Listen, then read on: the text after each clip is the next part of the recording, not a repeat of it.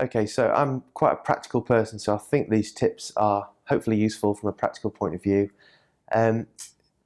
Common problems affecting the throat will be tonsil related, voice related, or some form of swallowing issue.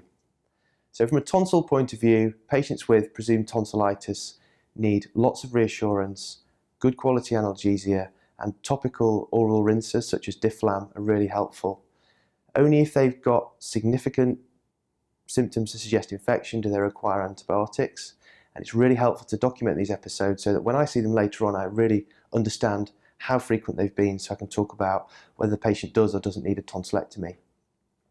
Secondly, regarding voice, patients with a laryngitis or a presumed laryngitis, particularly if they're voice users, need vocal hygiene advice, which is to increase water intake, reduce caffeinated or fizzy drinks, avoid situations where they're having to speak loudly or project their voice, and also steaming the voice can be really helpful.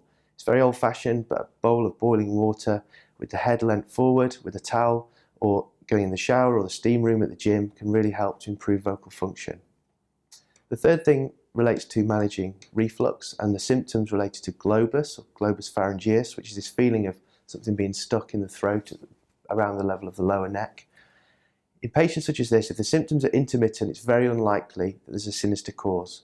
Many will still need to be assessed, but it can be very helpful for the patients to be given a course of an anti-reflux treatment such as omeprazole or lansoprazole prior to their assessment in the head and neck clinic.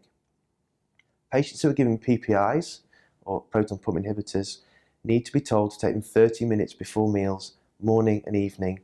They should bring their evening meal forward, so they've got a good 3 or 4 hours before bed, and then take Gaviscon immediately before bed so that they're going to sleep on an empty stomach.